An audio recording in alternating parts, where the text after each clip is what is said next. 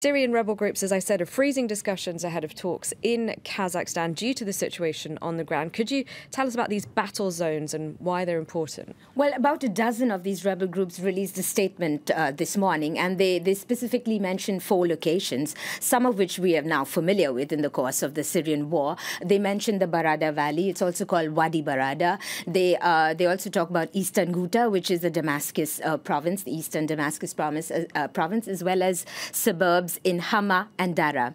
But really of critical importance right now is Wadi Barada, which is something that we have not been hearing about a lot in the past few years, but it's getting very important right now because of the geostrategic location of it. Now, if you look at a map of the region, and we have that, you see that Wadi Barada, it is not far from the Lebanese border. So it is on the supply route between Beirut and Damascus, which is a critical supply route for Hezbollah.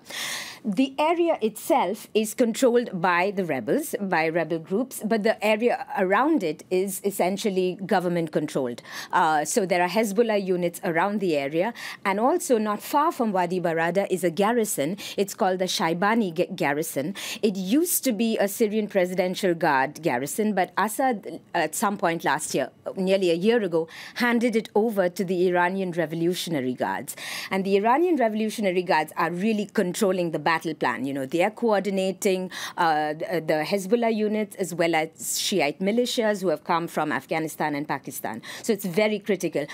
But even more important is this is a wadi. Wadi in Arabic basically means an area that has a water source. So it's a catchment area which supplies the water to Damascus, as you said. Now, what happens, with the Syrian war, we have seen some very biblical strategies going on. You know, the Assad forces have used starvation, and water has also been a source of contention.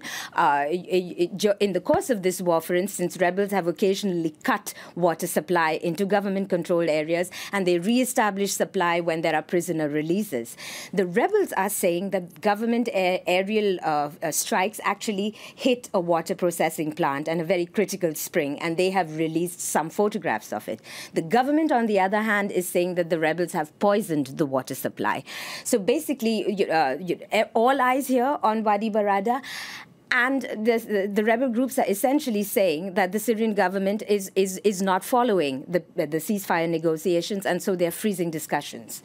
What's that going to mean then eventually for the talks in Kazakhstan? Well, I mean, these talks were tricky to begin with. I mean, remember, these were it was hammered out by Turkey and Russia. The Syrian government says Wadi Barada is not covered by the ceasefire deal because they say that it is controlled by Jabhat al-Fatah, which is an al-Qaeda affiliate that used to be called Jabhat al-Nusra. The rebel groups say wrong. Fatah al-Sham does not control this region, and so it's very much part of the ceasefire deal. The text of the agreement between Russia and Turkey has not been released.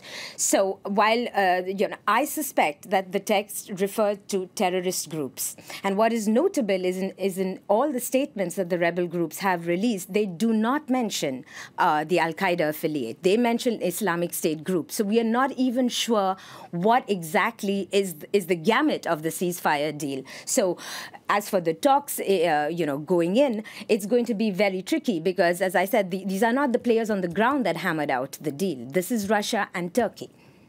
And does Russia have much influence over the Assad regime?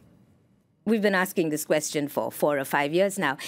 What's increasingly looking to be the case is that Russia can definitely intervene very forcefully in the Syrian government's favor, but it cannot necessarily force compliance from Assad merely because on the ground, Iran and the Iranian Revolutionary Guards are really playing the game. And it looks like Assad and Iran and the militia groups really are looking for a military strategy, a military solution to this, while as Russia and Turkey are getting increasingly interested in a political situation. So really we're back to square one, where there is a huge dichotomy between the political solution, which is outside of Syria, and the mess on the battlefield.